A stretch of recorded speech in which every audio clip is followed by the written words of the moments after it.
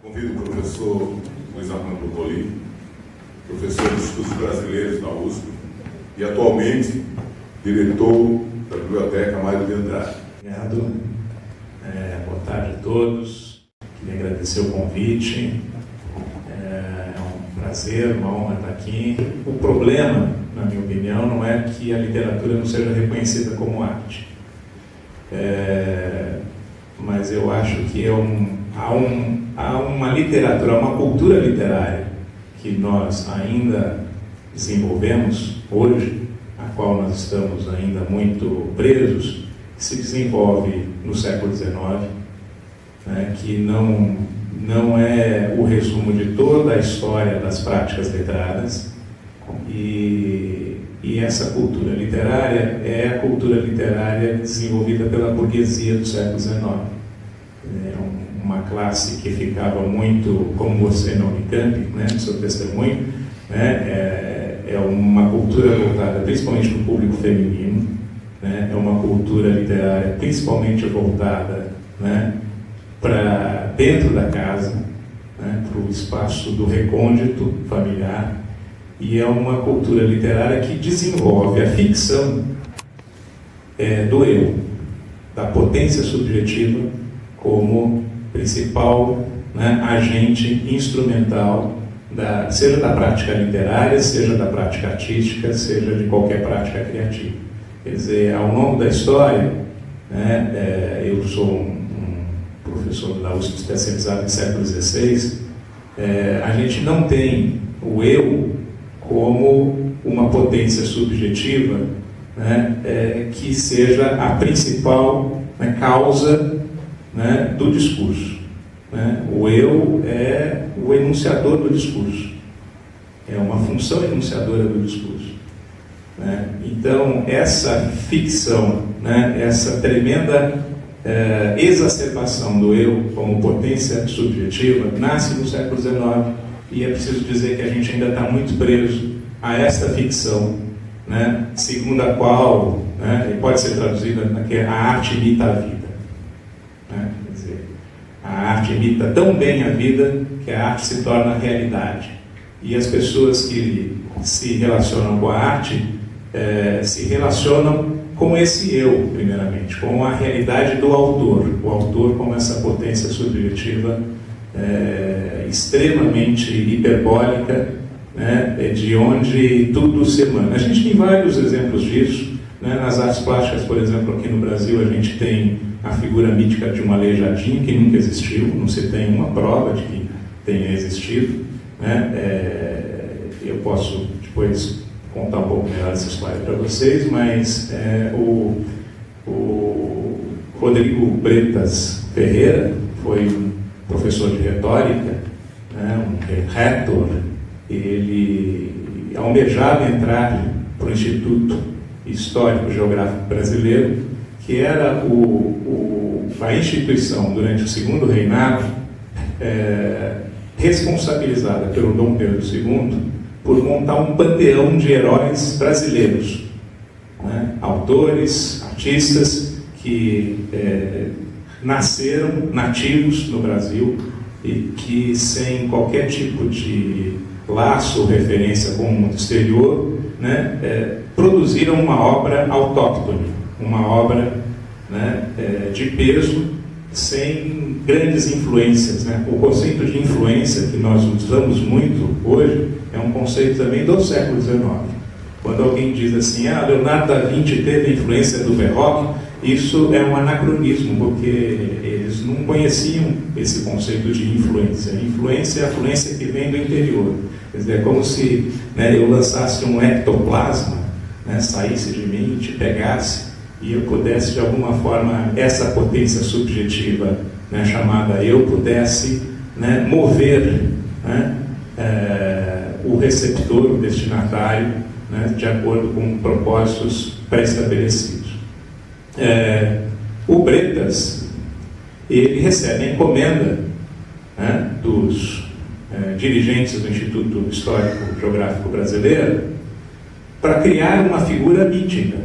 E ele, então, né, escreve uma biografia, em 1858, publicada, né, que é a biografia do Antônio Francisco Lisboa, assim chamado Aleijadinho, né, baseado nas premissas apresentadas pelos assessores diretos do Dom Pedro, que lhe dizem antes, olha, a figura, né, o autor mais lido, o autor predileto do Dom Pedro é Victor Hugo. E um dos livros de cabeceira do Dom Pedro II é o Corcunda de Notre Dame. É sério. Então, se esse herói brasileiro, né, for genial, que é um conceito também do século XIX, o conceito de gênio, né, tem a ver com essa coisa do autor inaudito, irresoluto, né? Se esse, né, artista ele for genial e ele tiver uma deformidade, à la Corcunda de Notre Dame, ele for um quasímodo brasileiro, tem tudo para dar certo, né, essa proposta, né? E então o Bretas escreve esse livro, apresenta no Instituto Histórico Geográfico para sua candidatura, né, e consegue ser eleito membro do Instituto Histórico Geográfico Brasileiro, apresentando essa figura mítica do Aleijadinho, pela qual os colecionadores hoje pagam milhões por uma ficção. Por quê? Porque nós acreditamos nessa ficção. E vai ser muito difícil, Ricardo, você se livrar dos seus próximos livros, e eu gostaria que você continuasse tentando. As suas tentativas vão nos dar outros excelentes livros desta ficção. Nós ainda somos românticos, né? A teoria do eu, né? Tem um livro do Augusto dos Anjos, né? Grande obra dele, a teoria do autor, né? Sem limites, essa potência subjetiva que não conhece mestres, não conhece escola, não tem limites, portanto, é da cultura romântica do século XIX, né? Como acadêmico, lá como professor, a gente diz assim, o conceito de gênio surge na terceira crítica kantiana, a crítica do juízo, a partir do parágrafo 43, Etália, né? Ou seja, no parágrafo 43, há a definição do Kant do que seja gênio. Gênio é o talento natural inato, pelo qual a natureza dá à arte a regra. Essa é a definição kantiana de gênio. Que quer dizer, trocando em miúdos, assim, tirando do plano teórico, do plano técnico, né, traduzindo para as pessoas não especializadas, não acostumadas com o vocabulário acadêmico, quer dizer o seguinte: o que o Kant formula para a gente como uma especulação teórica, simplesmente. O Kant nunca quis que de fato a gente acreditasse que isso fosse uma verdade absoluta.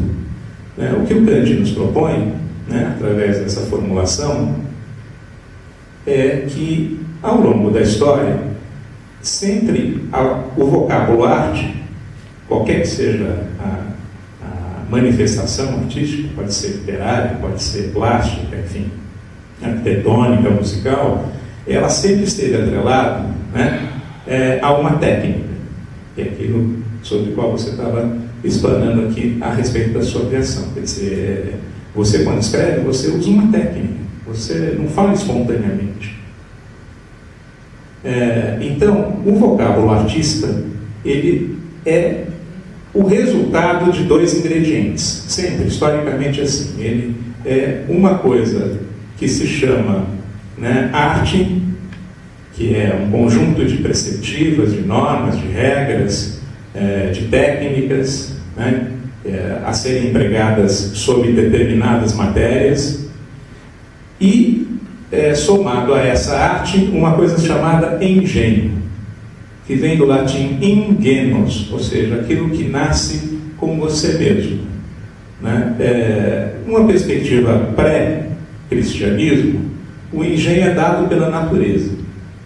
A natureza te dá, né? A gente chama isso de tendência, de habilidade, né? De uma capacidade inata. Numa perspectiva pós-cristianismo, a gente chama isso de dom, mas é a mesma coisa. Então, a fórmula é a seguinte: você nasce numa casa de médicos, vamos supor. Né? Seu pai é médico, seu irmão mais velho é médico, né? Sua mãe, né, é dermatologista, a família tem uma clínica legal, né? Então você vai ser o quê? Médico.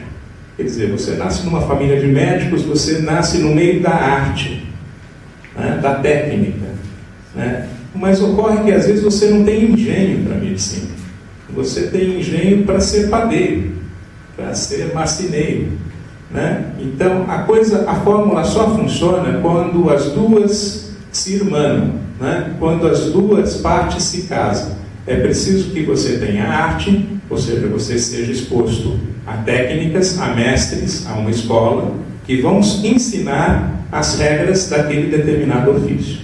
Mas, por outro lado, é preciso que você tenha nascido para aquela coisa, com engenho para aquilo, né? Nem arte sem engenho, nem engenho sem arte podem produzir o artífice perfeito. Isso é o que se escreve no livro primeiro de Vitrúvio, considerado o pai da arquitetura, de arquitetura, escrito no ano, né, em que o primeiro imperador de Roma, né, é coroado, o Otaviano Augusto, que se transforma em César Augusto. O livro é escrito e dedicado ao César Augusto. Essa é a fórmula, ou seja, é preciso que haja arte e é preciso que haja engenho para se produzir uma coisa chamada artista. O que o Kant propõe, lá no parágrafo 43 da terceira crítica, cuja primeira edição é de 1790, finalzinho do século XVIII, a gente está entrando numa coisa genérica que todo mundo depois vai chamar doravante de romantismo.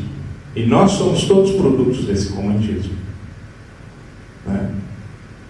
O que o Kant propõe é que gênio é a habilidade natural inata pela qual a arte dá a regra, a natureza dá a regra à arte. Ou seja, ele diz que o artista, né, é apenas engenho.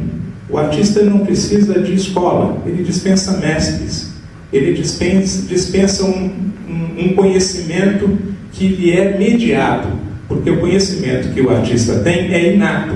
A natureza dá a regra para a arte. A natureza dá o engenho e dá a regra. Trocando em miúdos, artista é o cara que nasce sabendo.